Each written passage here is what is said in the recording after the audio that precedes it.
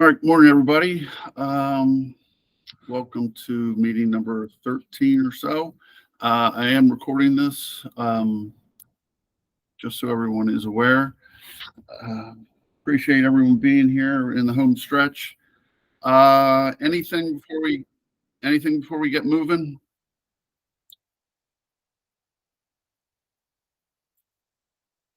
All right. We only got the two sets. Oh, Mr. Bartlett, you just joining in, or you want to say something, sir? Sorry, no, just joined. Oh, okay, all right. Just joined. All right. Good morning, Ethan. Or no, not Ethan. I'm sorry, Eli. You got anything from the metric subgroup? I really hope that you do.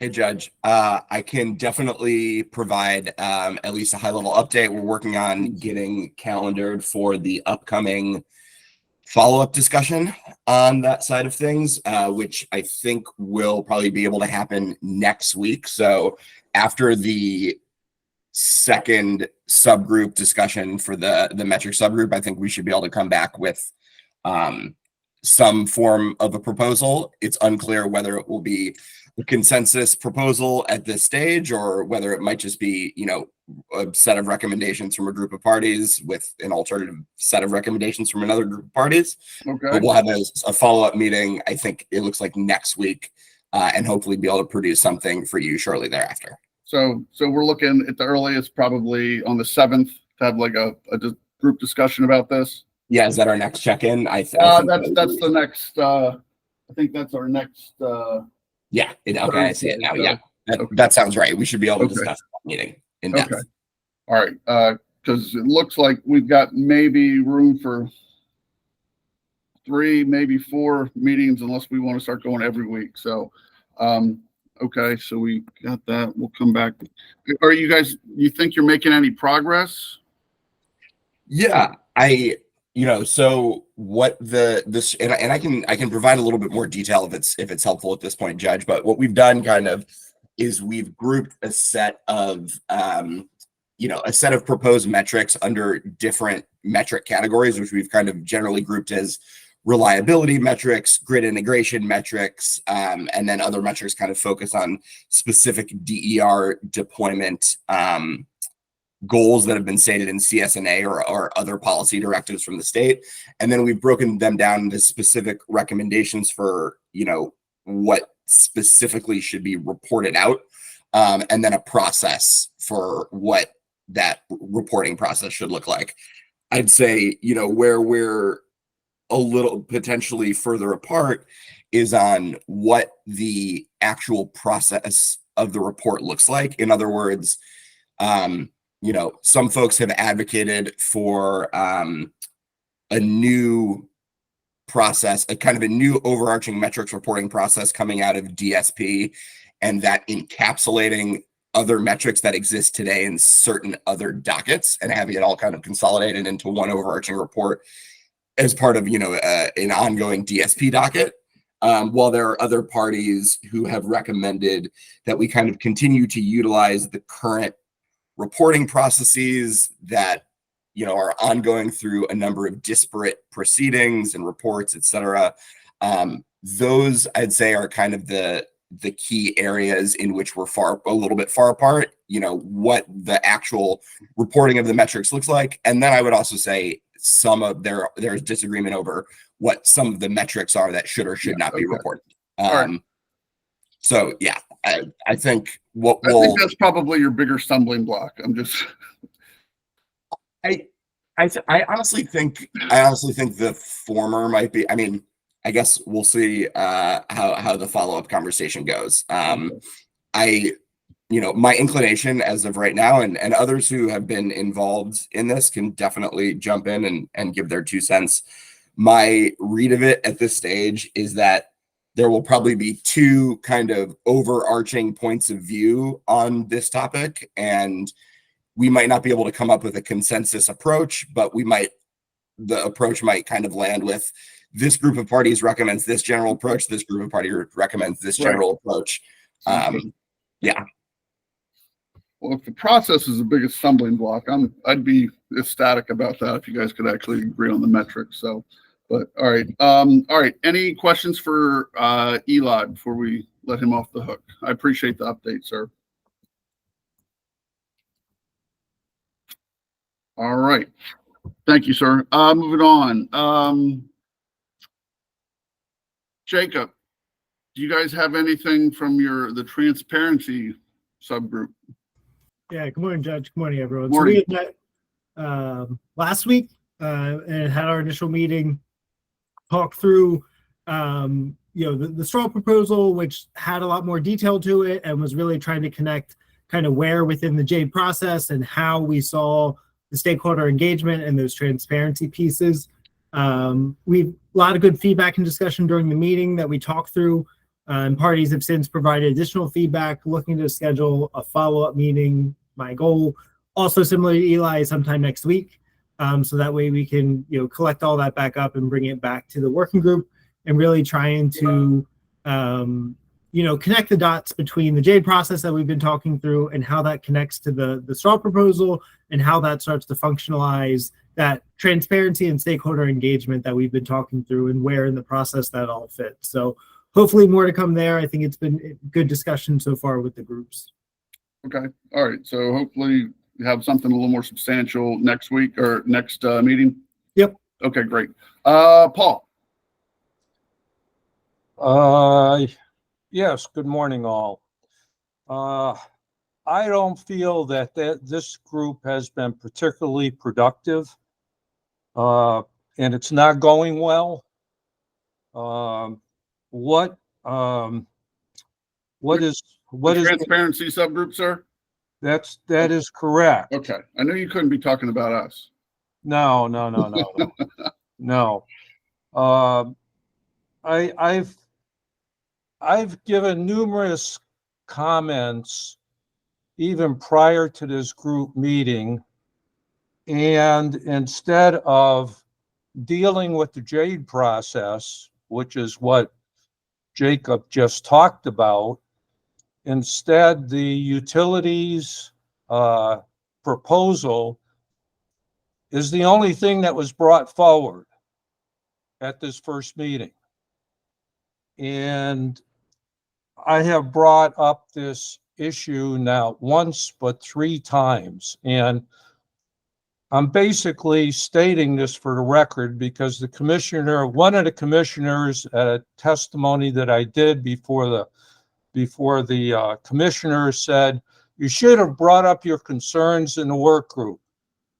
So I am bringing up my concerns in the work group that we are not following what we were supposed to be doing here, which is where in the JADE process should stakeholders be interposing themselves and why, and a whole host of other issues.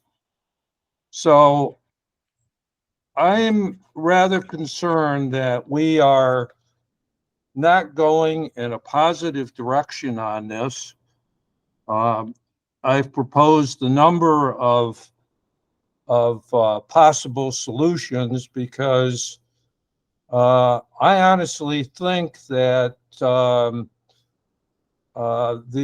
while Jacob is a real good mechanical engineer, I'm not sure that his background in stakeholder engagement is there. Matter of fact, I was looking for and did not even hear from where the 5 utilities have their stakeholder engagement. I would have thought that those folks would have been on that call to provide a baseline. No baseline whatsoever. Let's just get at this. No definition of stakeholders. So I'm skeptical of where this is all going and what the output will be. So those are my comments on what occurred at this first meeting, and always hopeful for something else happening, but I don't see it based on what was initially proposed. All right. Thank you, sir. Jacob, any response? Yeah, I'll say, obviously some of the things Paul brought up there have been after the first meeting, so there's certainly opportunities for us to address some of those things within the second meeting. And I'll also say, with regards to the straw proposal, as I talked about, I think always the intent of the straw proposal was, how does the JADE process start to functionally look in terms of execution and stakeholder engagement within the process. And so I think we can certainly do a better job to connect those dots between what are the steps within the straw proposal and how do they align with the steps of the JADE process, to draw those kind of points of connection to show, when we're talking about aligning inputs and assumptions, that connects to this JADE process box, and can draw that line clearly. But the intent always with that proposal has been, how does that start to look like in implementation? And so some of the language may be different, but the intent there is always to connect it to the JADE process.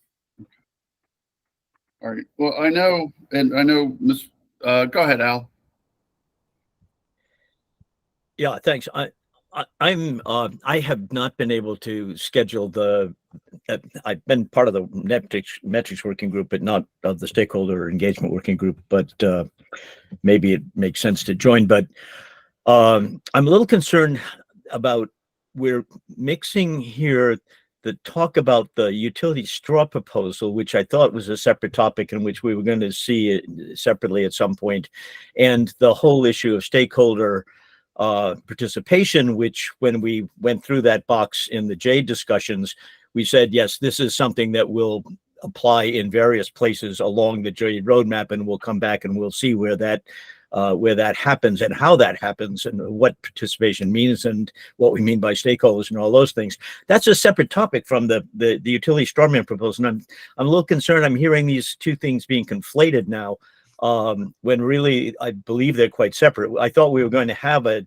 discussion of the utility strawman separately at some point, but that I wouldn't see that as the basis for a discussion of stakeholder participation, but rather some of the things Paul talked about, who are the stakeholders, at what points does it make sense, what kind of information do they need to participate. So I'm just a little confused and concerned about why these two things are mixing together. Well, so just a reminder for the working group. I know it's been several months now since we originally presented the straw proposal, but the straw proposal was really outlining what does stakeholder engagement look like within the process, right? And what are those points of connection, right, around aligning to assumptions, collecting data, running an analysis, providing a report.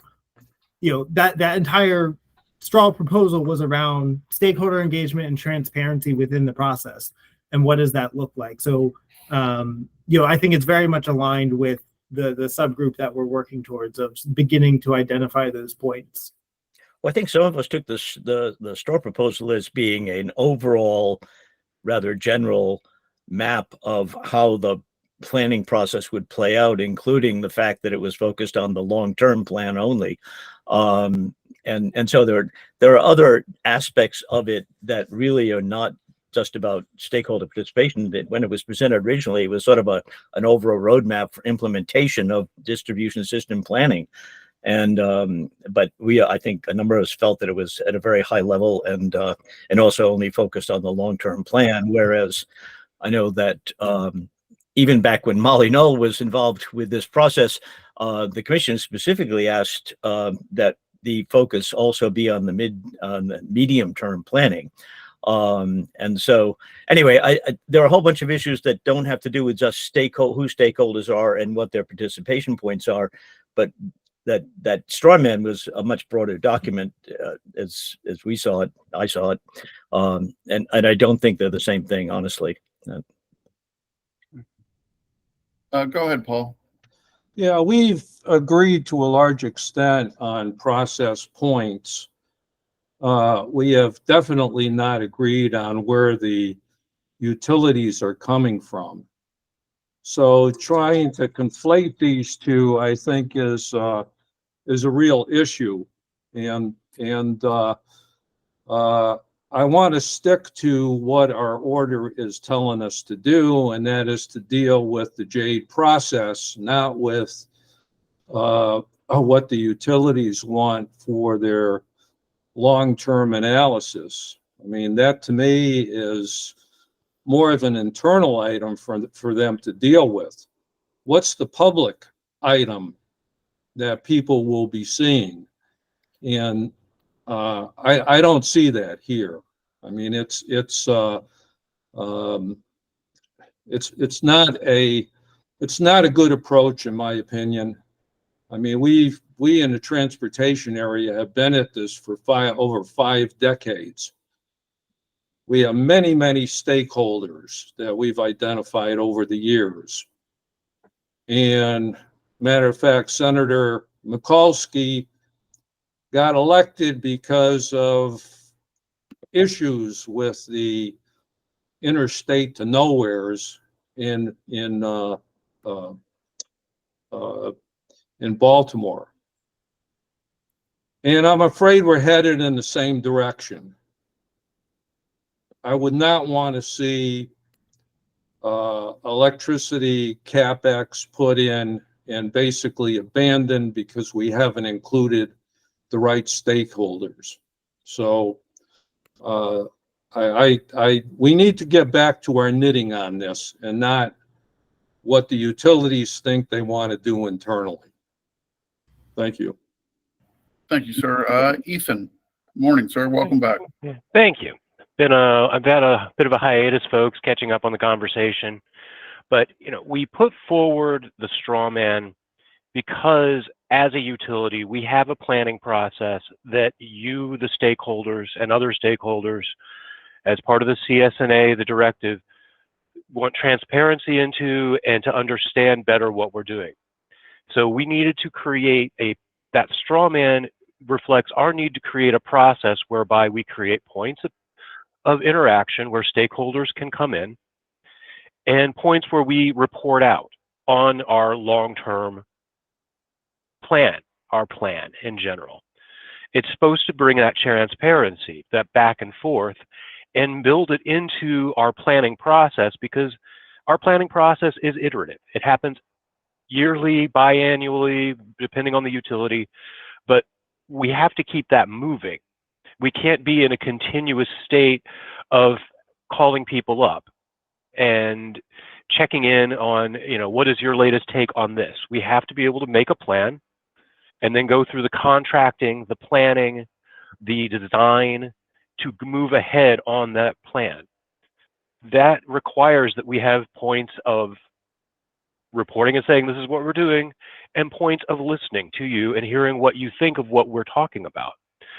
That is why we designed it this way. It is meant to do all of these things because we are looking at this holistically, as much as I don't like the word, as a how-to map for bringing in the parts of this that have been required by the CSNA that we heard from you during stakeholder meetings. And, you know, what you would like differently, what we want to hear. So far, all we've heard is, well, but you're talking long term. Oh, this isn't like we would do it in transport. Well, this is how we do it in a utility. And we're trying to help you facilitate areas for you to come in. If there are areas you want to adjust to the straw man, please fiddle. Take a red line to it and make changes if there are things you want to change. If there are stakeholders you want to recommend, do so. We know who our stakeholders are. It varies from utility to utility. Co-ops have different stakeholders than BG&E, but we put this forward to facilitate the conversation. And, you know, if you want to dive into it and fiddle with it, that's great. We're inviting you to. So anyway, hi, I'm back, and I will get off my soapbox now. All right. I've got a few concerns. First, I'm not sure when we formed this subgroup, but it's March, and really not a ton has happened. Seems like at least one person's not happy, too, I'll throw Al in there, even though he didn't attend the meeting. And unless, I mean, this is a big issue. I mean, we've got transparency throughout the entire process, and we really haven't addressed it in depth. Second, going back to the straw man, you heard during the first time you presented it, folks weren't happy with it. It was only focused on long-term. And I think, at least my recollection of a lot of the meetings that we've had is, we've heard, or I've heard, folks want to be involved in the medium or the midterm planning. They want to have access to the forecast, be involved in developing assumptions and your methods, things of that nature. I think the only thing we actually agreed on in the transparency was some kind of like after action report for the short-term plans. But I don't think marking up the straw man at this point is even a player. And if the utilities are, if you guys want to go with the straw man as your position, that's fine. But if you just let us know now, so everyone else can figure out, where they want to see their involvement, the stakeholder involvement, we need to get off the pot, so to speak, unless we're going to move forward on this subgroup. All right, I appreciate that feedback, Judge. I will say, in terms of specifically your second comment around as those presented long term, and others have had interest in the other areas, and so we're continuing to have those discussions, and there have certainly been tweaks in terms of within the details of the straw of what's being provided to start to work towards a consensus point around that. It being called the long-term analysis may no longer be the proper terminology for it as we start to discuss what exactly that looks like. So we are having and working together to try and reach that point of consensus. Okay. All right. Yes, sir. Al. Yeah. Before we leave this point, I just want to remind us that Ethan was basically describing a process whereby the utilities plan, and then they ask for our people's opinions and so on.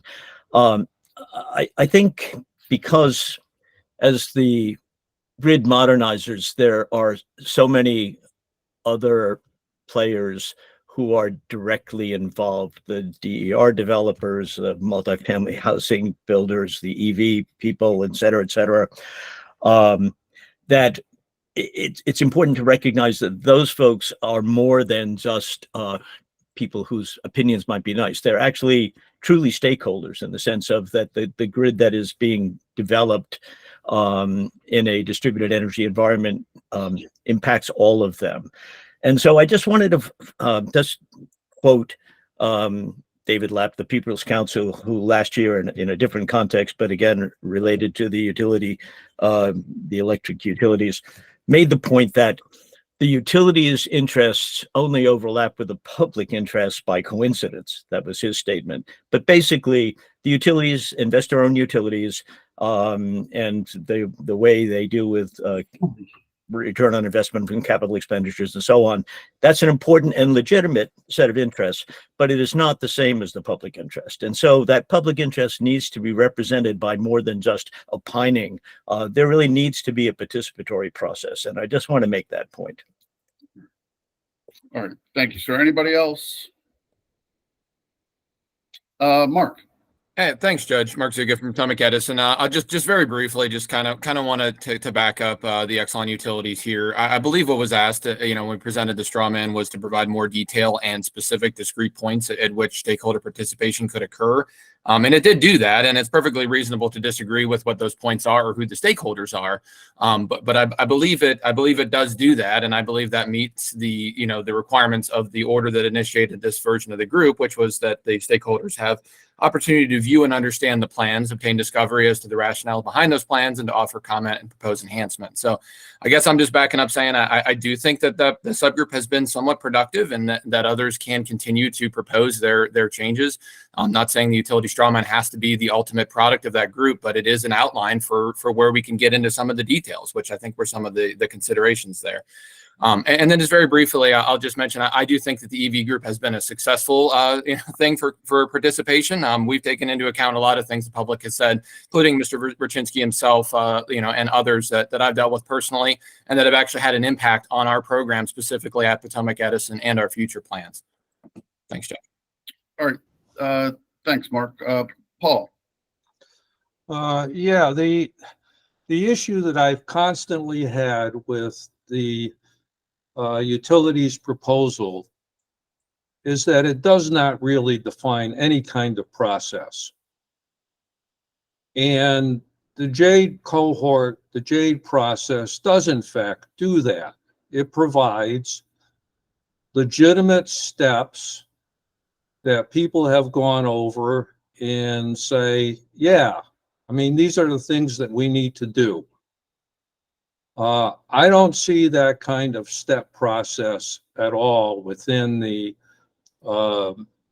proposal that the utilities have had, which to me has been something that they want to basically use on their own. This is the way we do planning. I mean, I sat through all the utility proposals almost 2 years ago on what they do for planning. And frankly, we haven't had planners from the utilities come to these meetings. We have had engineers come to these meetings. And I'm sorry, engineers in most cases are not planners.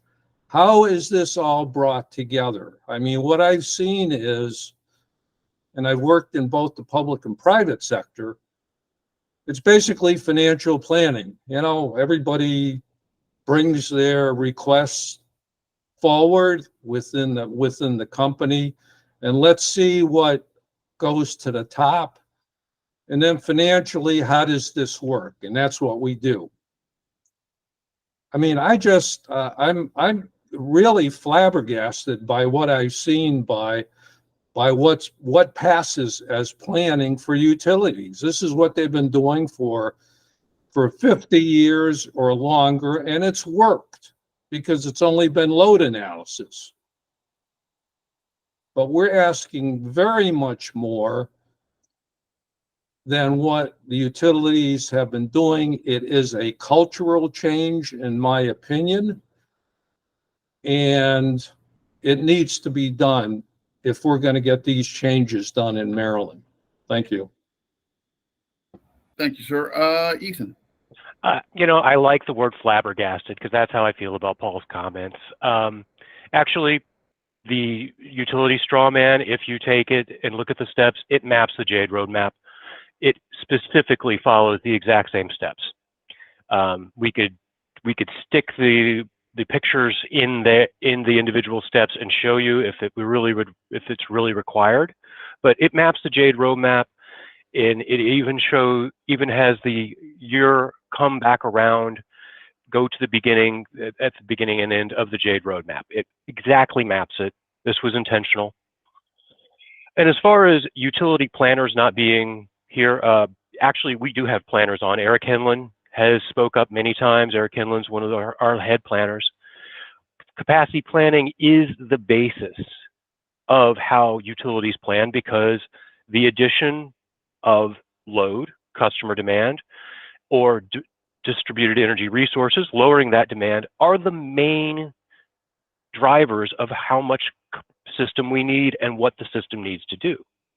And as for, yes, we've been doing the same basic thing for 50 years, more, going all the way back to going all the way back to Tesla. But it's evolving constantly. In the 10 years that I've been involved in it, we've radically changed how we incorporate DERs. We've radically changed the type of software we use, the applications, how we look at customer growth as far as efficiency being determined. These things are constantly evolving, and we've presented to this group how we are moving ahead. We are going to be using new software, new applications that will be able to incorporate, understand what kind of DERs are out there that we can't really see on our system, but we're going to use we have applications that will be able to incorporate that into our planning. This is a constantly evolving process, and it is one that we have described. So I have to disagree with Paul there and note that we are evolving constantly and that we are here talking to you now to get that kind of input. And we have actually taken input from these meetings and changed our thinking in the course of these 2 years. So I'm sorry you haven't seen that. I feel like I've tried my best to illuminate where we are working on these things. I will try harder. Thank you. All right, thank you. Yeah, I understand and appreciate everybody's concerns and the disagreements, which is, again, disagreements are fine in the transparency issue. But there's got to be, Jacob, and I know I'm pressing you, you got to give us something substantial from your subgroup in 2 weeks. Hopefully, maybe you can circulate something written before that so we can have a good discussion, because otherwise we're going to have to spend the next couple meetings trying to nail this down. And it's a big issue because it goes throughout the process. So we'll work to bring something forward for the next I appreciate it. All right, don't go anywhere, Jacob. I think we had a email conversation about some of the, I guess, the follow-up items, the to-do list I circulated a couple weeks ago. Got anything? Yeah, I think in terms of some of these things, looking at the to-do list, and some of these certainly we'll look to put into formal comments for Right. the working group. But in terms of the first item I have up of holding DR customers' feet to the fire, we had some internal conversations, at least at the PHI side, that we'll take to the Exelon team to just talk through further. But had a lot of good conversations with some of our existing DR programs and how similar setups there could be used to inform what it may look like on the planning side. Obviously, it's a little apples to oranges in terms of load reduction versus injection. Some differences there, but certainly some learnings we can look to take from there. Going through some of the list, I may defer to others on the call for some of the DER forecasting pieces. I do think we have answers there. As for the hosting capacity maps, the accuracy and transparency, I think we had I guess I'm a little confused on that one. I thought we had communicated, we were looking towards quarterly updates. I think what OPC, my understanding of this issue, and Eli, you can correct me if I'm wrong. I understand that at least Exelon was looking towards quarterly. I think OPC was looking if there's some kind of timeline where it could potentially move to a monthly update. And I know your position on that, and if it's not a player, we could just leave. We could cross it off and leave it as is. Yeah, I think for us it would continue to stay as the quarterly, and then consider more frequent on a case by case basis. But from a system level, kind of the position would be maintaining the quarterly updates. Okay. All right. Let's see. All right. What about all right, so you got the DER forecast, and you said you're going to punt before I let you go. The bi-directional grid, they want MEA wanted reports every 3 to 5 years. Do joint utilities have a position on that? There's still some internal discussion, right? As we get into some of that, it starts to reach into broader parts of the organization. So making sure we're having the right people in some of those conversations, but I think still more to come there. I think we do have some questions or concerns of is this already a representative within the rate cases and discussed within the rate cases? And so I think still more to come there, but there is at least movement internally on it. Okay. All right. That's fine. In terms of jumping back up to block 2, these were DER forecasts, OPC's actions to bridge the gap.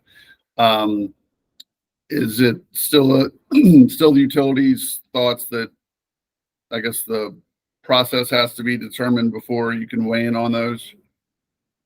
I think what we had discussed internally, and again, haven't nailed anything down, but we've talked about in this working group the concept of the roadmap, right? Whether it was around hosting capacity map upgrades or different things like that. We've had discussions around the concept of utilities creating a roadmap that would start to outline what some of those next steps are. Still have to determine and make sure there's buy-in internally, but that concept has been at least discussed, which I think would start to work towards addressing some of Eli's thoughts there, or at least what I think they were looking for as part of that. All right. So more to come on that. Jumping down to 4, hosting capacity. I've got the joint utilities. We're going to follow up after reviewing the New York methodology. Yeah, and I think we can put this in some language, but I believe in terms of determining hosting capacity, I think I'm trying to kind of read what we had captured. We currently are piloting some new methodology, and so improvements are underway. And I don't think we would want to lock into any what that post-pilot process would be until after that pilot. And I think that's where we're at today. Okay. Same on the reserve hosting capacity, and how much should remain in reserve? Yeah, so I think where we're at there, and other folks can chime in. Obviously we had outlined where we're working long term, and I think the question was, is there anything we can kind of do in the interim? And so there have been discussions around some of those interim steps, and we're looking through them and evaluating what we can implement there. And I think ultimately we'll be able to develop some type of interim step to be able to support that. Prior to getting all the way to DER forecasting being used for that. But that's still being discussed a little internally, so I can't commit to specifics there. But we are working to develop what that may look like. Okay. And finally, and I'm guessing it's probably the same, the right sizing. I've got, you were going to follow up on PE's written comments and OPC's request for kind of like a process. Yep. So that was under development in terms of like alignment with PE. A couple people have been out, and so trying to like push on the right people to get the right conversations going. Okay. I think we can get there, but it's just been. No, I get it. That's fine. All right. So is it fair to say that joint utilities will provide something hopefully in writing on these outstanding issues? Yes. Okay. Awesome. All right. There was one issue I added, I think it was yesterday. I was going through the order. I wanted to make sure that we weren't missing anything. And there was some language in the commission's order about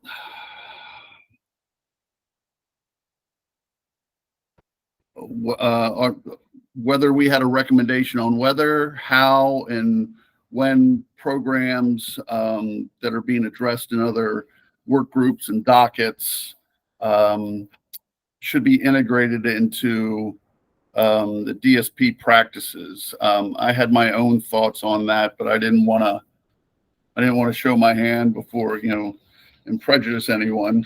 Does anybody have any thoughts on that issue? I know I just sent it out yesterday.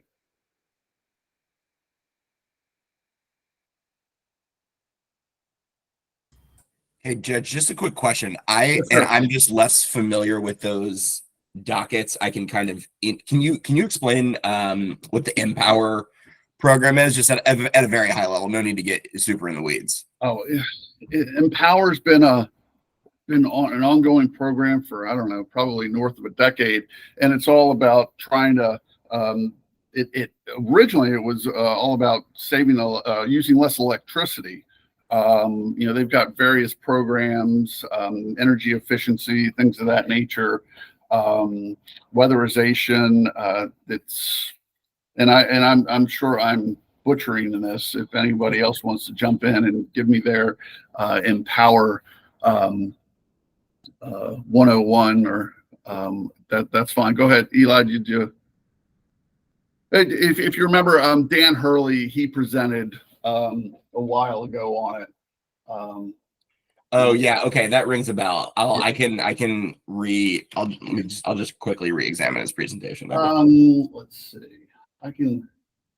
All right, so it's focused on like emissions. Yeah, it's state emissions program that reduction. helps homeowners, renters, and businesses save energy and money. The program provides incentives and technical assistance to provide insulation, seal air leaks, install energy efficient appliances in homes and buildings. It's a lot more than that, but that's kind of the gist of it. And there's a that helps. Yeah, and there's a charge on literally every Marylander their bill. Right. We all pay for that monthly. Okay. All right, that helps. Sorry. Yep. No, it's no problem at all. So the way I interpreted the commission's ask was, how are we going to incorporate, how, if at all, we should incorporate everything that everybody else is doing into this DSP plan. All right, we got Al and then Jacob and Damon. Yeah, thanks, Judge. So on this one, right, Empower actually is, as you described it, an actual program that is, there's a charge for it. It's implemented by the utilities, and it is actually aligned with the state's goal of 2%, or I think it's now 2.5% energy consumption reduction annually, right? So it actually is like some of the other things we're trying to do aligned with the state goal, but it is a separate program. So it's freestanding.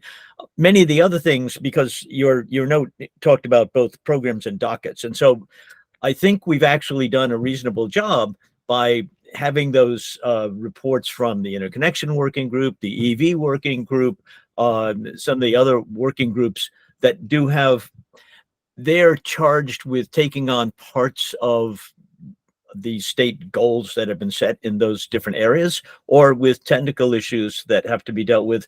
But I think they have made the point to us, and we have, I think, accepted the point that the distribution system planning process is where some of the key elements of that work get put into an operational format, right? So, but I think we've had those discussions. I think we've actually done a very good job of bringing that information into our process.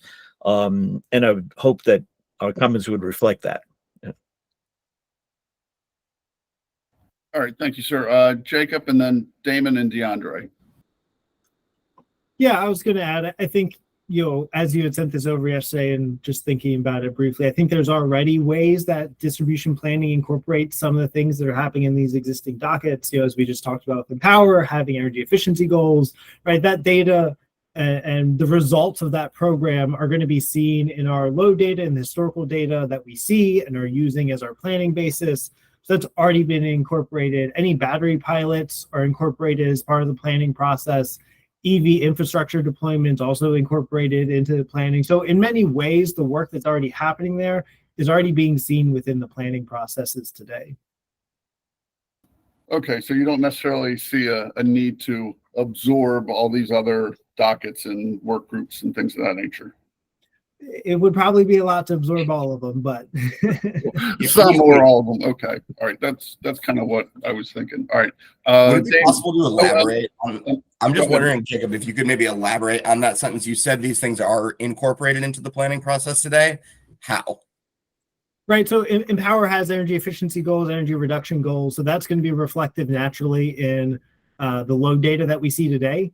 And so as we're doing that planning processes and planning for that load, those reductions that Empower is driving is seen in the information that we're using as the basis for the forecast, for example.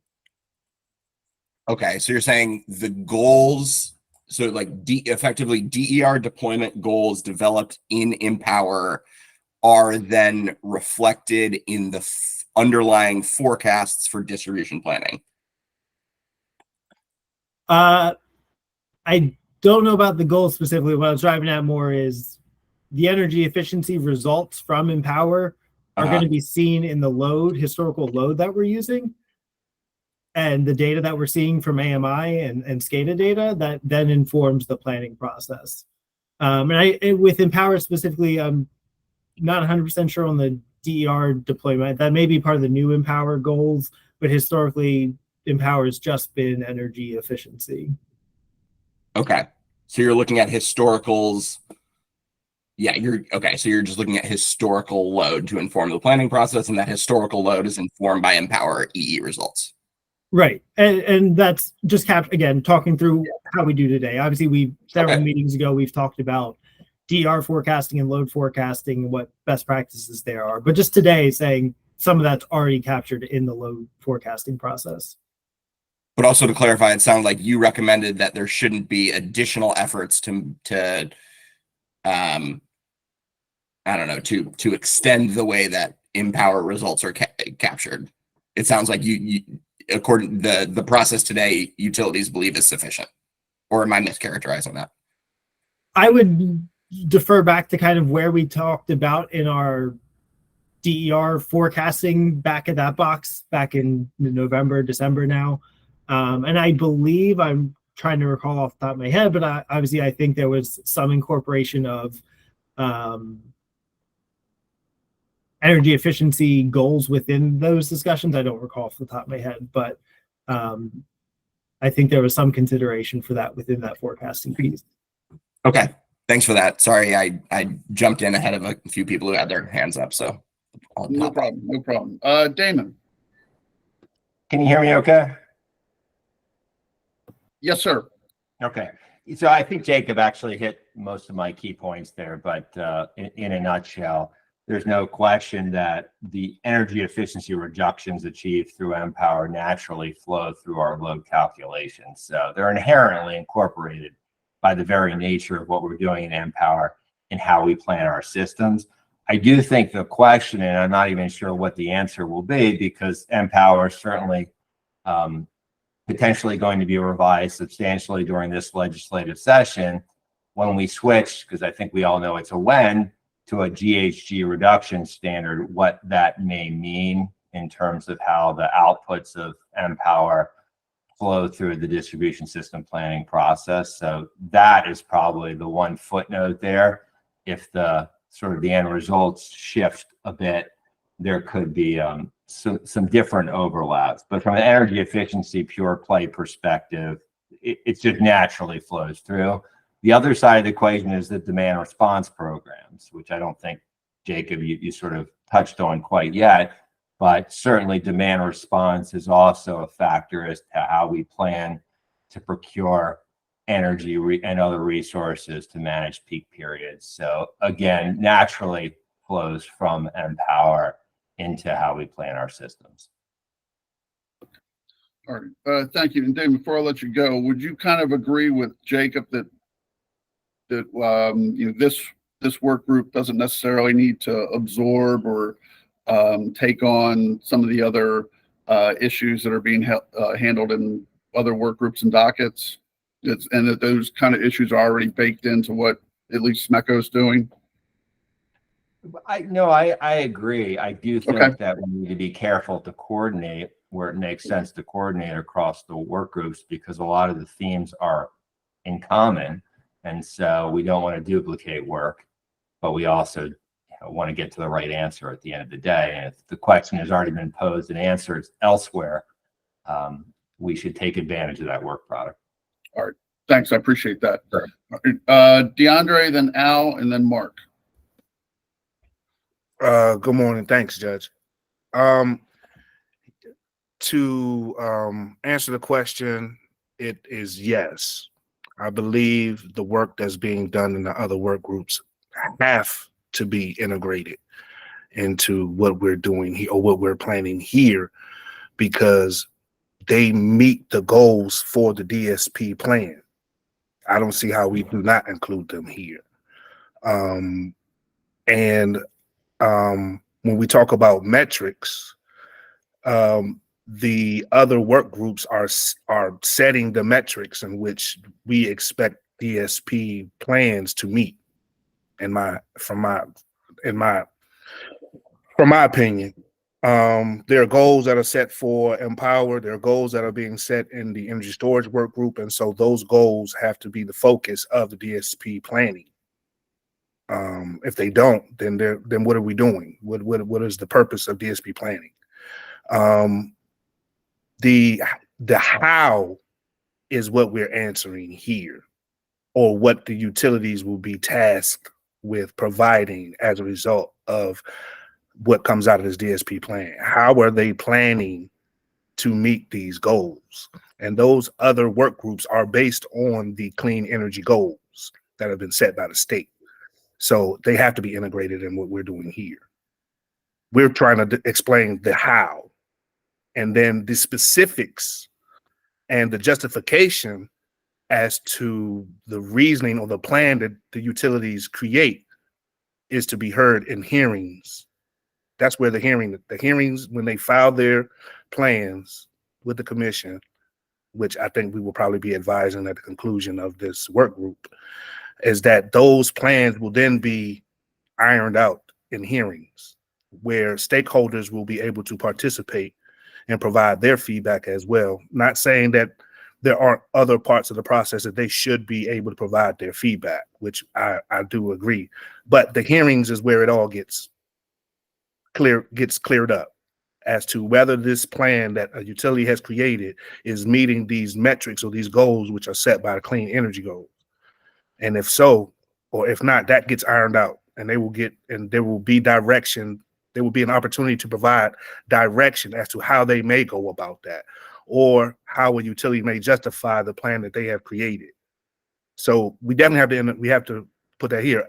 My question is the when question that you have there. The when is, are we talking about when a utility should integrate this into their overall holistic distribution system plan, or when at the process in which, let's say, procurement, when DER or some sort of DER should be a solution to an existing contingency or problem that they have forecasted.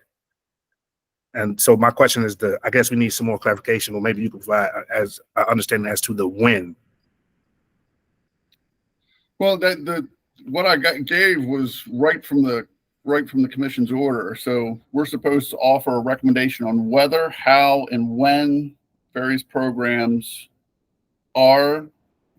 It sounds like some of them already are incorporated into the process or can be integrated into the DSP practices.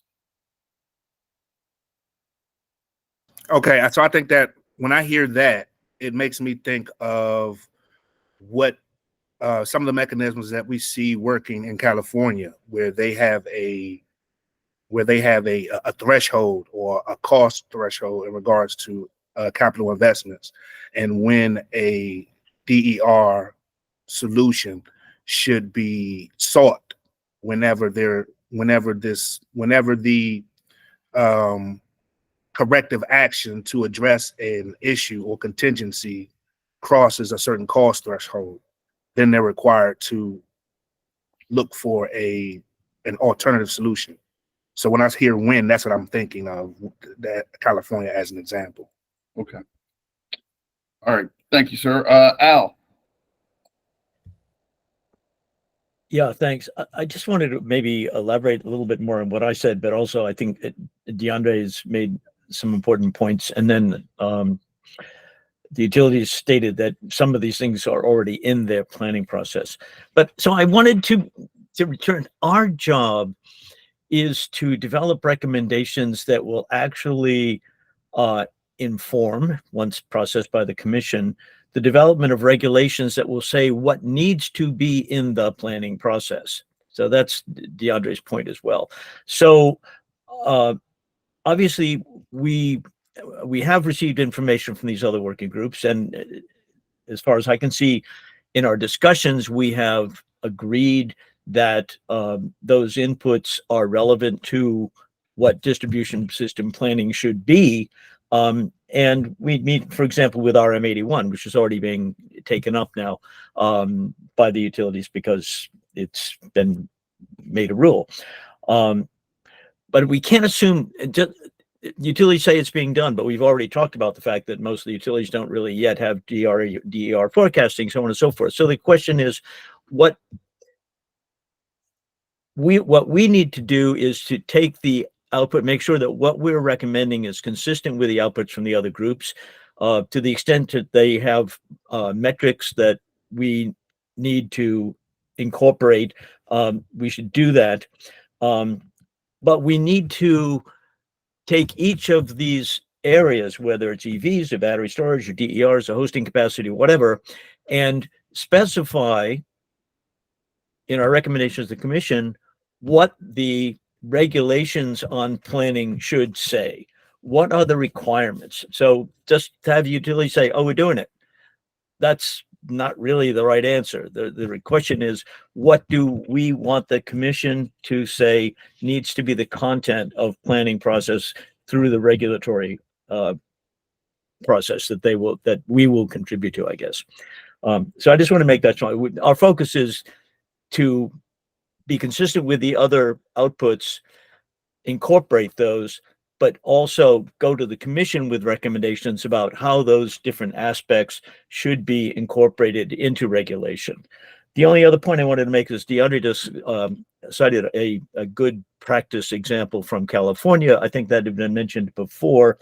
One of the nice things that the report that Paul circulated from the multifamily EV charging working group was that they provided a nifty little table of relevant regulations and programs, sort of state by state. It's table 4 in that report. It just says, okay, in California, they're doing this, in Illinois, they're doing this, and so on and so forth. Best practices, New York, we've talked about New York. I think it would be great for us in our report to incorporate something like that, where we pull out topic by topic, whether it's DER forecasting or whether it's host capacity analysis or whatever, the relevant good practices from other states, whether they're utilities or legislative or whatever, and offer that to the commission as a resource. And because I think that we've talked about a number of these examples, DeAndre just cited one, but we haven't really captured them, and I think it would be good to do that. Yeah, well, I would note that at least in the draft report, I do have some footnotes with some links to various things that parties have brought up. So maybe I'll have to go back and make sure that they're all, the examples that we've had are all addressed. But I know I've addressed at least some of them. So, but that's a good point out. Okay. All right. Go ahead. I'm sorry, sir. Oh, he's done. All right. Mark. All right. Hey, I'm a little late to the party here, but just want to mention a few quick things that we have done, to kind of meet this already. Energy storage is a good example. We've proposed and implemented projects to meet existing and future grid needs. The distribution system planning group at Potomac Edison is the one who determined those. We mentioned Empower. We've had a program the other utilities have in the past as well for conservation voltage reduction, where we reduce voltage at the substation in order to reduce energy usage. That is a distribution system planning program. It's planned and implemented by the same team. And in the future, the Empower order that we got at the end of the year does require various things, including targeted plans to avoid future capital investments. I believe it's August 1st, the utilities have to propose plans there. That certainly is also a DSP output, at least for the way First Energy works. So we're certainly okay with language that in the eventual regulations that says utilities are going to continue to incorporate programs such as this in our future plans and regulations. And I think it's pretty reasonable for us to have to, whenever our product is presented, annually, whatever it is, to say, here's what we did to incorporate those, those other dockets such as that. I know it's in the order. I think it's a little difficult to say exactly when it's going to be incorporated because some of these other dockets have their own timelines, like the August 1st for Empower. Certainly we'll meet that deadline, but it's hard to kind of bake that into a plan. So again, agree that we've been doing it. We need to continue to do it, and that there should be some kind of regulation that makes us show how we've done it. All right. Thanks, Mark. I appreciate it. Ethan, you had your hand up, but are you good now? Mark covered it. Thank you. All right. Okay. All right. Anybody else on this particular issue? All right. Yes, sir. Eli. Hey, Judge. Yeah, I think this has been relatively well covered by a few other folks, but just to kind of reiterate, there are pieces, certainly agree that elements of other commission programs and dockets absolutely need to be considered and reflected in the way distribution planning is done. I think everyone could agree with that. I think it sounds like the way that utilities do forecasting, to some extent, it is inherently included within the forecasting component. However, it would be interesting to see how those assumptions are used. For example, Jacob mentioned that it was typically used in understanding historical load, or maybe to try to more accurately phrase it, they utilize historical load to inform what I assume are the forecasts of going forward load. Now, there are probably improvements that can be made to better incorporating outputs from these commission programs into the forecasting process, not necessarily looking just at historical trends, but what trends we can forecast into the future based, again, not just on historical, but based on state goals or other objectives that have maybe been identified in other work groups. So I think it is probably to some extent included in forecasting, or it is to some extent included in forecasting today, but there are ways to improve that process and likely better reflect these programs in forecasting processes. I'll also add the goals and outputs of other commission programs like energy storage can absolutely be reflected in the way hosting capacity processes are done. In the way a couple of other things that a recent step we talked about in Jade was a grid needs assessment and a DER value assessment. So these things tie very closely to the DER value piece. We also got that, really helpful UBCA presentation last meeting or a couple meetings ago. And so reflecting, the benefits that are identified or the results of these programs into that DER value assessment, which should be effectively based on the UBCA, would be another important approach. And then lastly, I think in the solution identification and selection process, which is kind of the last key step of DSP, these things will need to be reflected. I'm thinking about the state's mandated energy storage deployment target, right? I'm blanking on the number. I'm sure someone on this call knows off the top, but there's a specific number of megawatts by a specific year required to be deployed in the state. And so utilizing that information within all of these different processes, forecasting, solution identification, and selection, is necessary in order to, I guess, fully integrate these other commission pieces within the DSP piece. So I am sure that the utilities are right that there is some, element of these things being reflected in processes as they are today. But I think across all of the different process areas we've talked about, forecasting, hosting capacity, DER value, solution selection, there can be improvements made to better reflect the outputs of those programs and policies into DSP. Okay, so Eli, I'm using Mark's example, and Mark, please jump in if I'm butchering this. He essentially, if I understood it correctly, maybe make it a reporting requirement to say, hey, this is how we incorporated battery storage. This is how we included Empower in our process. Is that sufficient, or do you want to see more like in the roadmap to say, okay, here we're looking at DERs and demand response and energy efficiency, and it covers like Empower, storage, benefit cost analysis. I'm just trying to formulate what you're looking for. No, that's an excellent question, Judge. I really appreciate you teeing that up. I think it's both. Okay. I think number one, all right. So let's say, the utilities have proposed in their straw man some type of ongoing reporting process. We're certainly going to support some type of ongoing reporting process. We might support a process with a little bit more teeth to it. Sure. However, within whatever this reporting process looks like, yes, absolutely think there will need to be a component where utilities are saying, you know, here are effectively what, you know, one component of the report should be, here are our capabilities today as they relate to like XYZ. Here's where we are moving in the future related to XYZ. And here are all of the various commission programs and dockets that are relevant to distribution planning. And here is how, you know, we, the utility, are thinking of, you know, refining X process, let's call it hosting capacity analysis process, to better reflect commission programs. And then so I could see a discussion saying, all right, like, you know, here are the different commission programs and here is how they are related to hosting capacity. And here are the things we are now incorporating in the hosting capacity analysis process that better reflect outputs from all of these commission work groups and programs, et cetera.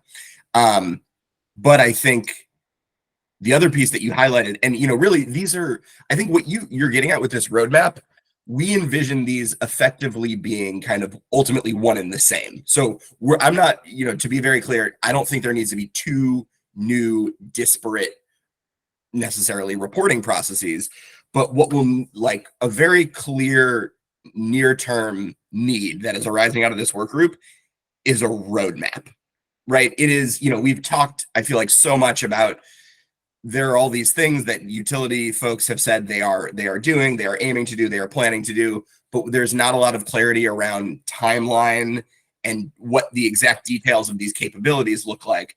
So, you know, what OPC is likely to ultimately recommend at the end of this phase is that, you know, one of the eventual COMAR regulations should be the development of a detailed roadmap that says, all right, here is how the utilities are going to get from point A, which is today, to, you know, call it point Z, which is whatever year in the future, to improve forecasting, to improve hosting capacity analysis, to improve all the other kind of key categories of JADE that we've identified here. That roadmap should effectively arise, you know, each utility should have these roadmaps arising out of this phase of this proceeding or out of the next phase of this work group. And then those roadmaps would effectively be, you know, the going forward paths for each utility. And then within their DSP reporting process, they could effectively just provide updates on the roadmap to say, all right, you know, we said by 2028, we would be doing this. It is now January 1st, 2028. We have deployed these capabilities. You know, we can do this. Here are the upcoming things that we are still planning to do, et cetera. So I think an ultimate output of this work group needs to be a clear roadmap from each utility on how they are going about reforming all of their DSP processes, and then kind of checking in on the progress of that roadmap and ensuring that utilities are continuing to push forward on the roadmap goals and objectives. That will be kind of a key element of the reporting process, like annual DSP reports or whatever we end up calling it going forward. Just to jump in, I'm sorry. Because I wanted to just kind of comment on what Eli was saying. I didn't know if the next person had another topic, but would we say that that would be what we would call or consider a modernization plan, or a DSP plan, a 3 to 5 year DSP plan? Yeah, it's a great question, DeAndre. I guess maybe a question to tee it back to you. I have a thought on this. Are there today other efforts within the PSC kind of purview to develop any type of grid mod plan that you're aware of, or is that not really any type of ongoing effort? Well, I know that the utilities are required to provide a 10-year plan to the commissioners or to the chair. What exactly that plan consists of, I can't recall right now at this moment. But my thinking is, just throughout this whole work group process, is that we're out of this work group, we're probably going to advise or recommend that the utilities provide some type of distribution system plan. And based on the projects that they propose moving forward in the next several years, based on that plan, I mean, the plan will just outline what is to come. So we should already have some heads up as to what direction utilities are going, how they're going to meet these goals. and what plans or projects to expect in the future. That might be the modernization plan. The modernization plan that let's say they present it next year, and then the DSP plan will support this holistic modernization plan. Yep. And then maybe annual, every 2 or 3 years or so, we'll get, and in between, we'll get updates from the utility based on their progress in meeting those goals. And if there needs to be any changes to these existing plans, that will go before a hearing and be agreed upon by all parties, and kind of and going from there. That's what I'm thinking. DeAndre, you answered your own question, I think, pretty much exactly how I would answer it. So well done.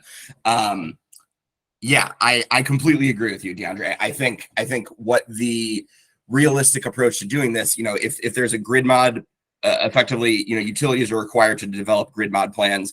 Those intersect completely with DSP, right? These should be effectively, maybe not the exact same conversation, but the capabilities being deployed in grid mod all absolutely will have an impact on how DSP is modernized. And so I think you're completely right. What we might envision in some type of, let's just call it an annual DSP report, and perhaps utilities are filing, like DSP, like new DSP reports every 3 years with, as you said, with like interim updates in between to gauge their progress. And then in each of those reports, number one, there is the actual like going forward investment plan.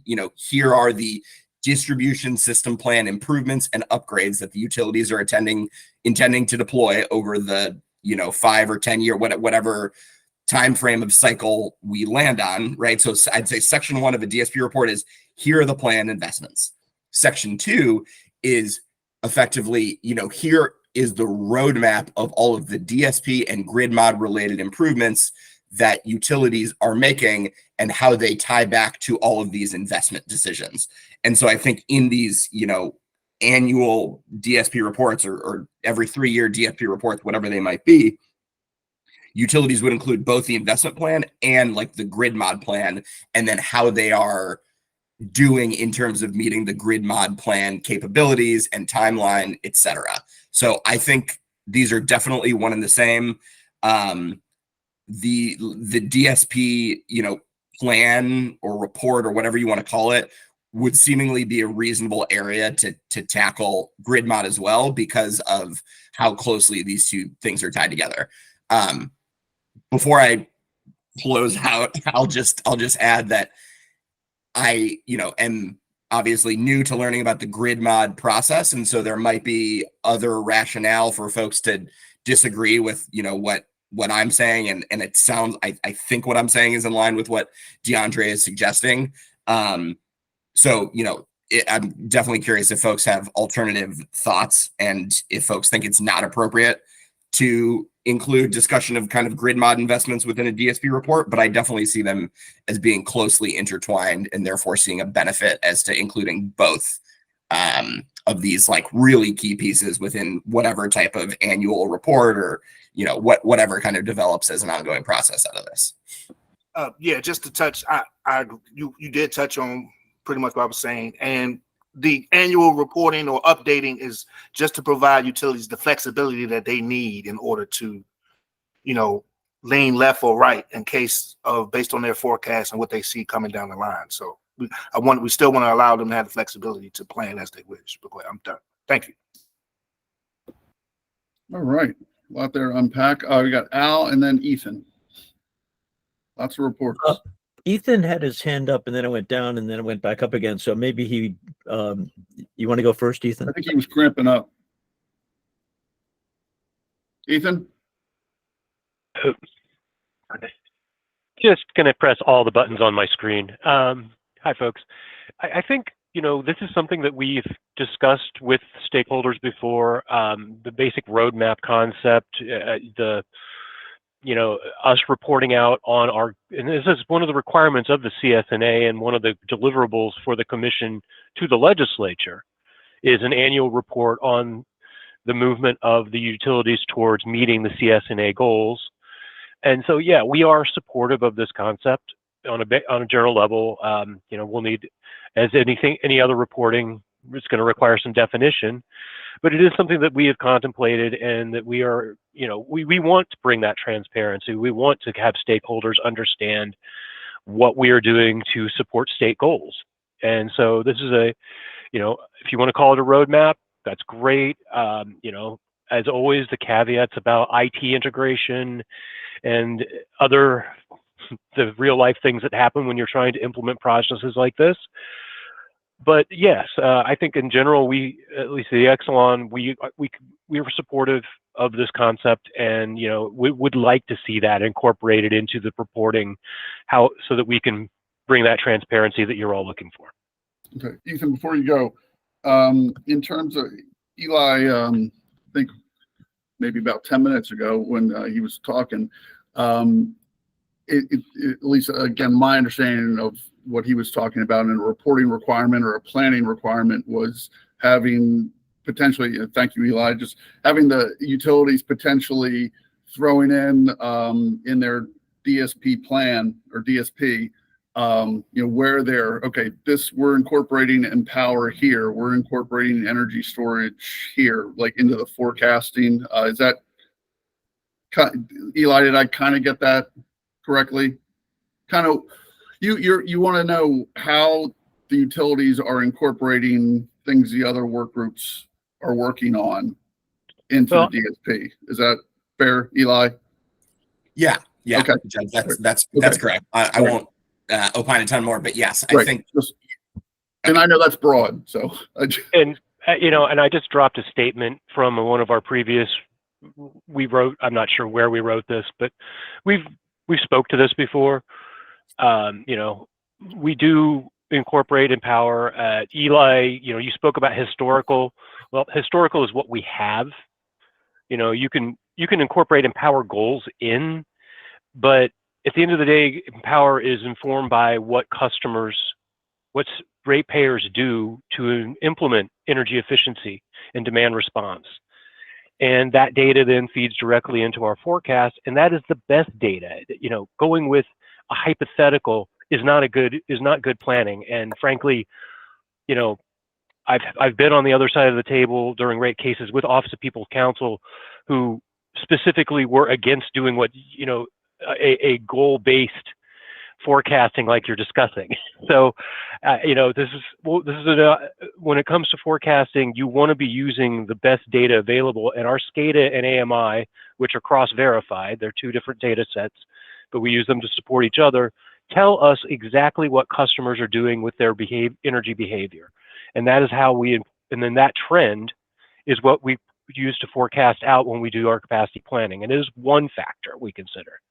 And for instance, recent years, that's one of the reasons we've seen relatively flat load growth despite the increase in all of these devices that we're all carrying around in our pockets, the many little supercomputers we all carry around, the constant use of energy products has resulted in relatively flat growth, except in some areas, because of energy efficiency.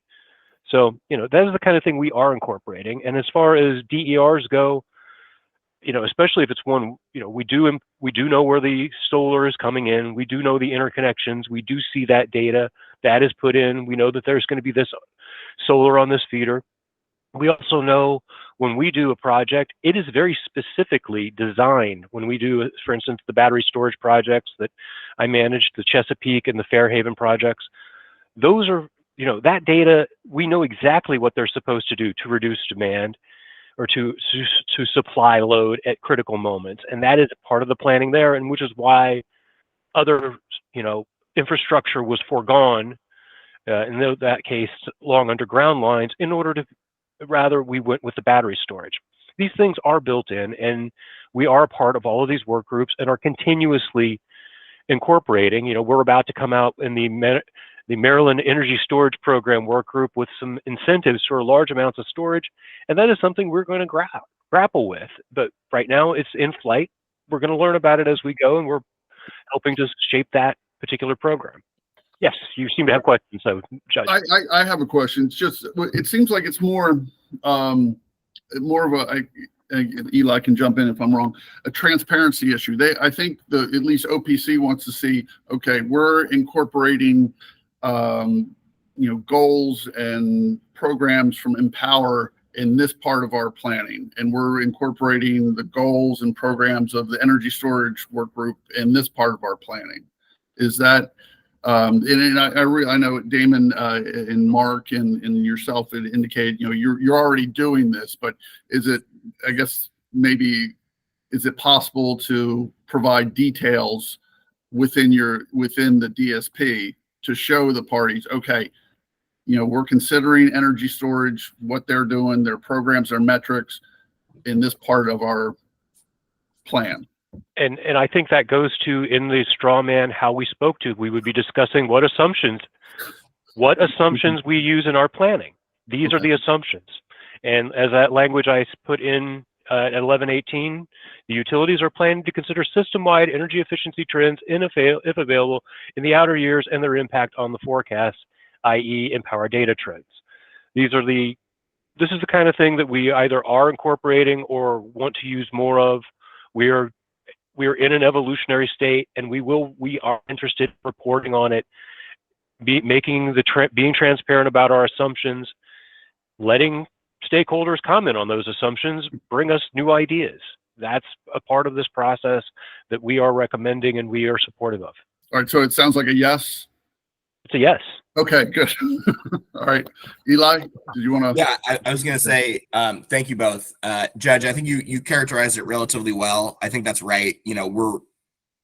What we're looking for is just significantly increased clarity around how these things are being reflected in the planning process, right? And I think, your point delineated well that we just need to see a clearer discussion of actually how these things are being used. And Ethan, I think what you put in the chat is a great starting point for the type of information that we are looking for, right? I think that is the exact right type of information, and expanded upon, for all of the various programs, and expanded upon for all of the various components of DSP, but that is the right general gist. So I appreciate that. I think that makes sense. To follow up, Ethan, on your comments about Empower, I'm still learning about exactly what Empower looks like. So apologies if I misspeak regarding that. Understand where you're coming from in terms of using the actual Empower results, and that Empower is kind of more results focused than being goals focused, and therefore it's the results of Empower that you're incorporating into your historical load forecast. That makes a ton of sense. I think the one thing that I do want to follow up on, though, is you did briefly hit on the idea of forecasting relating to goals, and I just want to reiterate that it was one of the points in the utility proposed straw man that there would be a scenario analysis, and one of those scenarios would look at CSNA goals. I was noting for historical reasons that has been a contentious point on the other side. So, we're all evolving, we're all discussing, but most of all, I think, Eli, you and I are saying yes. And that, with some details to hammer out, we agree that this is where we should be going. So I think that's good. That's great. I think that's right. And I only brought up Empower because it was an example cited by the commission. So I didn't mean to pick at that scab there. All right. If I may, yes, sir. Eli, as someone who has tried to dig into Empower, good luck. It is a strange and difficult animal. I'll second that. All right. Al, and then Damon. Yeah, thank you, Judge. So we've just had another one of our wonderful, fairly complicated conversations. So I did want to appreciate what Mark, Ethan, Jacob have said about the fact that the utilities are in fact evolving and using some of these things that we're talking about and beginning to incorporate them into their process. I just want to go back just to take all this complex discussion back to a couple of key points. One is that, again, what our job is to recommend to the commission content for regulations that will say what needs to be in the planning process. So the fact that some of these things are being done, some of them aren't yet being done, but maybe they will be done. The utilities are open to it, and so on and so forth. That's fine. But basically, what we wanted the commission to end up with is a set of regulations that structure the process. So whether the plan looks like a roadmap, or whether it looks like something else, or whatever, basically, we want to get specific regulations that say what the planning process needs to do. And I think we just need to keep that clarity, because otherwise we have these really complex discussions, but it's not clear exactly what we say to the commission that we want them to do. The other thing is that, just circling back to where we were an hour ago, it's not just about reporting.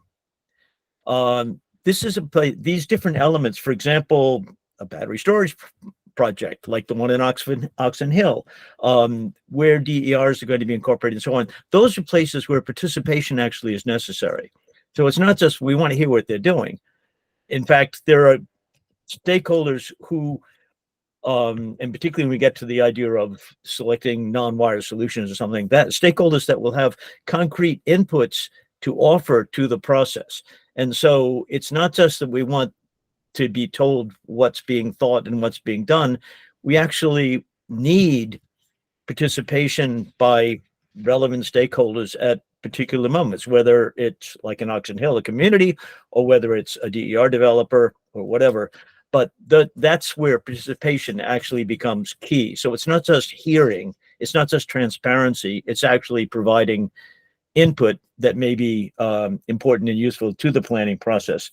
The only other point I wanted to make is hearing about this grid mod plan, which seems to be something separate from what we're doing.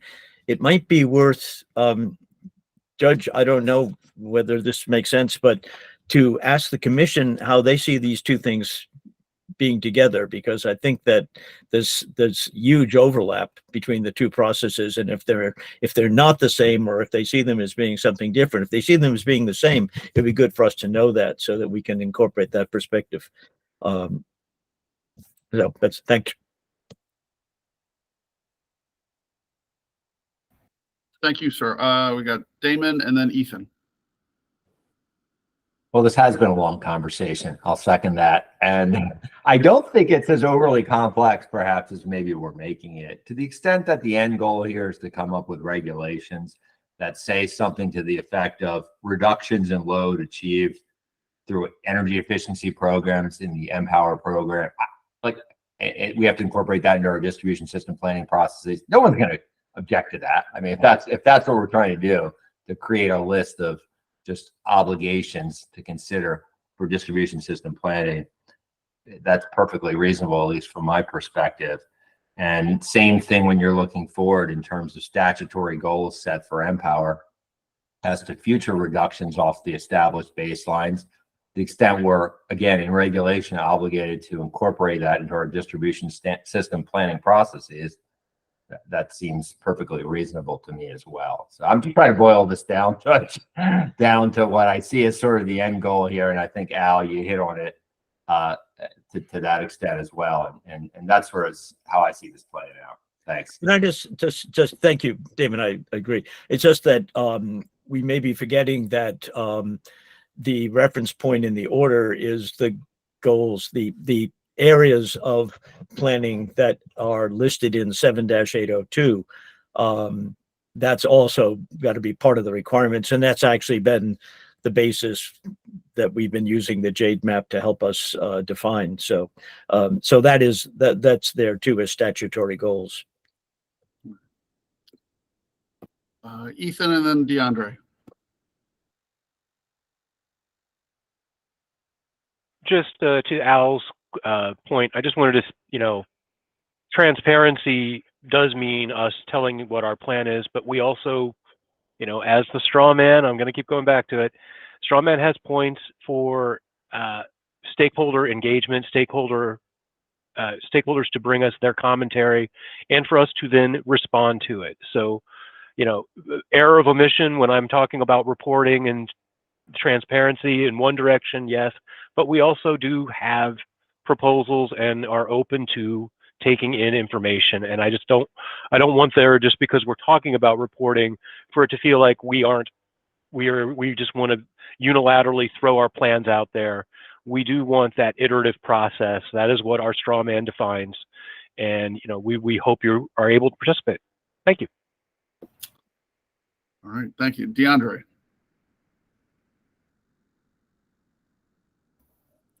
Yes, thanks, Judge. I just wanted to, I guess, kind of throw out a suggestion.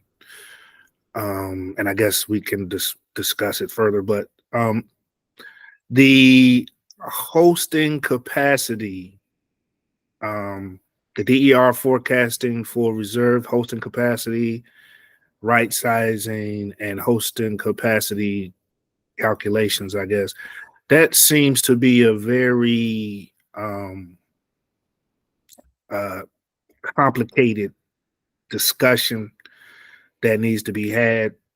So I would like to, I guess, throw out the suggestion that maybe we recommend for that to be further discussed in another phase of this group, or create a subgroup, or just have that have that being discussed in a whole nother group or work group.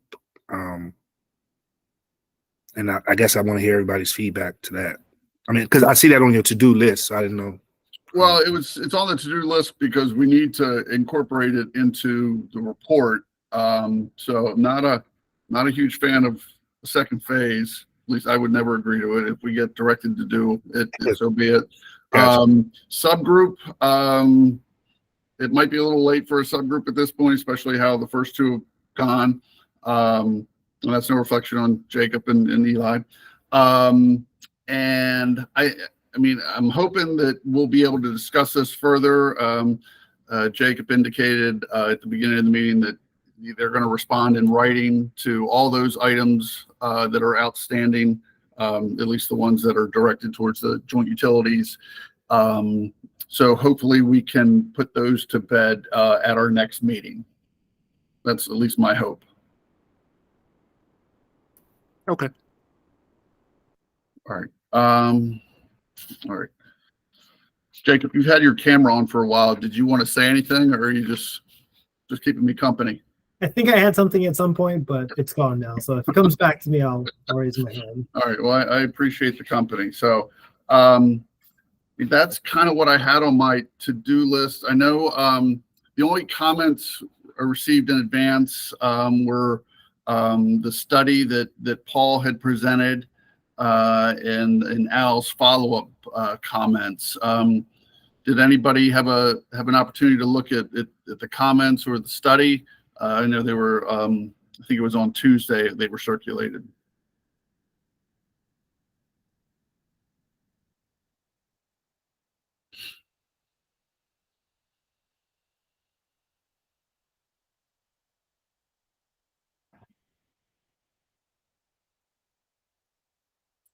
All right. Anyone? Yeah, go ahead, Paul.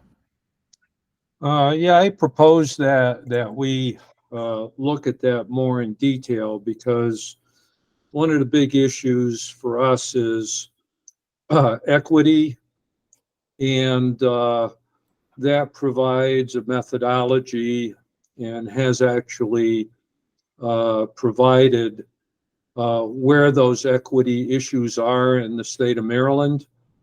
I'm particularly interested in that study because what happens with electric vehicles will have a major impact on greenhouse gas reduction by 60 by 31 and the adoption. And so how that is done, how that is managed is key. I know that the utilities in the past have said, well, we address those areas. This is actual mapping where they can superimpose their own GIS feeders and transformers to see where those areas are, and hopefully look toward helping those areas out as we go forward. I thought that the report was pretty positive in terms of saying that generally the state has done a good job in addressing these overburdened areas that we have. So that's kind of my 2 cents on this. It's something that could be a very useful tool and provides granular information to the utilities. All right. All right. Thank you, sir. We can certainly put that on the agenda for next our next meeting. And I think you'd even reference maybe having NDE come in and give a presentation on that study. So I can reach out to them and see if they might be available to do that. Ethan. Hi, just wanted to say that this kind of planning is very close to my heart. We've worked with several groups that are doing very similar studies. Many of us are using EJ Screen. That's the background for the MDE study. That's the federal database of disadvantaged communities. It's what we used for citing our partially what we use for citing our grant proposal. And just a plug, I have an article in T&D World about a tool that we developed that uses this kind of data, climate vulnerability data and others, in order to maximize resiliency planning for disadvantaged communities. This is an area that we are very interested in exploring, and if this work group wanted to talk more, anyone want us to talk more about how we could make a part of this work group's output, our final product, some conversation about how we should be approaching planning for the most disadvantaged communities. Those communities are the ones where resiliency has the most benefit, and that gets you away from this, what I consider kind of an academic discussion of the measurement of resiliency. When you know the people who need it most, that's where it should be, and that should be how we think about it, in my opinion. So really would be happy to have that discussion. Paul, if you're interested, Strategy team, if you'd like to have that discussion, I think that could be a very positive output from this work group if we were to go down that path. Thank you. Well, and Ethan, just to follow up on that, I mean, it is one of the statutory requirements. We're supposed to, in DSP, give priority to vulnerable communities in the development of DERs and EV infrastructure. So, I'm happy to talk about it further. I know we've talked about it throughout our meetings, and obviously everybody's on board with that. I know, I think one of the issues was how to, accurately, or as accurate as possible, to, identify the areas. That was an issue that was identified, and at least the presentation that Paul circulated, that seemed like it might be a good tool to do that. There is a tool. We have developed our own at BG&E that we are piloting right now. Okay. We've done a couple of test runs with it. It very successfully identified areas of extreme need. We were working with other groups that are doing similar ones. This is a big and parallel effort, I would say, going on all throughout what I would call the resiliency industry. Multiple people I think I've run into a total of 4 different groups now, 5 counting MDE, that have done similar work to try to identify where resiliency is needed and what communities should come first. Everyone seems to have arrived at the same conclusion simultaneously, which I always consider a good sign. Good. All right. Thank you, sir. All right. Anybody else? All right. So we'll follow up on this again in a couple weeks, and like I said, I'll see if MDE can come in and give us 10-15 minutes or so on the study. There were no further comments on blocks 7 and 8. I don't know if that means that we're done with those. To the extent we are, that's fine. I can try and craft something up in terms of where things stand. And I also circulated a very rough draft of some of the recommendations, and again, rough draft of parties' positions. By no means is that a final product. I didn't hear anything back. I don't know if people like it, people don't like it. So we're getting down to the wire here in terms of when the report's due. So I know Jacob had asked if it'd be possible to get the report in chunks as it's finished. I'm happy to do that. Of course, to do that, we need to have certain things completed. Like I could probably share what I have on the first block, but other than that, I got some holes to fill in. Al. Yeah, thanks, George. Just a thought. I think I mentioned this once earlier, but when we get to block 8, cost is a factor, right? And one of the things we haven't really talked about is I was impressed by the PPRP study, which basically concluded that the application of the federal IIJA and IRA monies actually made a significant change in the trajectory of what would be otherwise called business as usual. In other words, the federal funding really drives substantially the achievement of greenhouse gas reduction, and which was the 100% target that PPRP was looking at, or the 100% RP. They were looking at 100% RPS. So that's renewable energy. So we haven't really talked a lot about the importance of the consideration of federal fund availability for certain aspects of grid transformation, grid modernization, reliability, and so on. But they are important drivers. So I'm just wondering, that seems to me to be in a dimension that we would also want to specify in some way as being a consideration for distribution system planning. But we really haven't formally talked about it, and I don't want to make a big deal of it, but I think it is something we need to include and consider. Sure, I know we've talked about it a little bit, and I think I put it in a very brief snippet in the document I sent around last time, and you had pointed out that the statute 7803 requires or encourages the state legislatures encouraged all the utilities to go for those federal funds, and the commission's done something similar. Ethan. Well, we are in constant communication with the commission about our ongoing grant applications. I was actually managed BG&E's grant application last year. We were not selected for funding. I believe SMECO, however, was.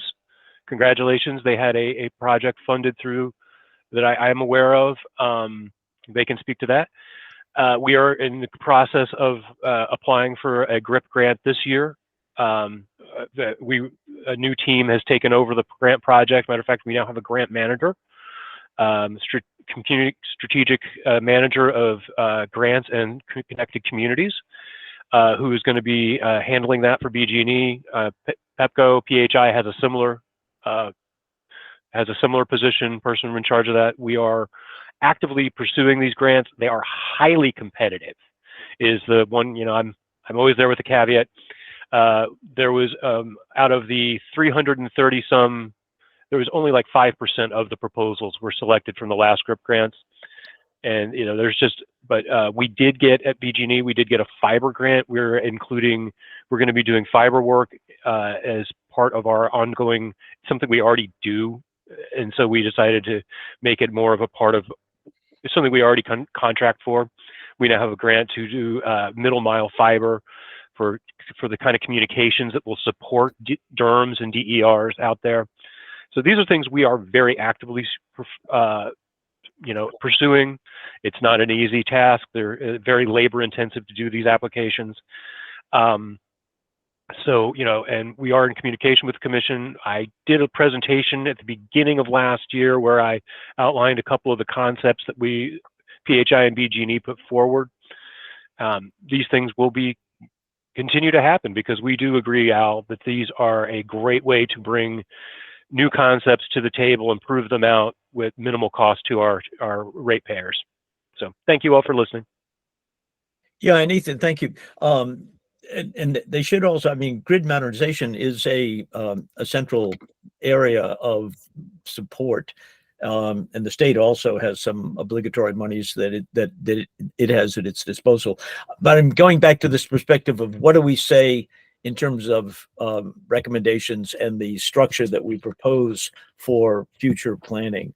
And it's just that dimension of consideration, which you're already engaged in, but that for the future, for when we're all retired and somebody else has to do the thinking, or when those financial planners are involved, that we need to, this is something else that needs to be specified as part of the distribution system planning approach. That's all. I'm just taking that perspective. What are we asking the commission to put into the structure that they establish through regulation for the planning process?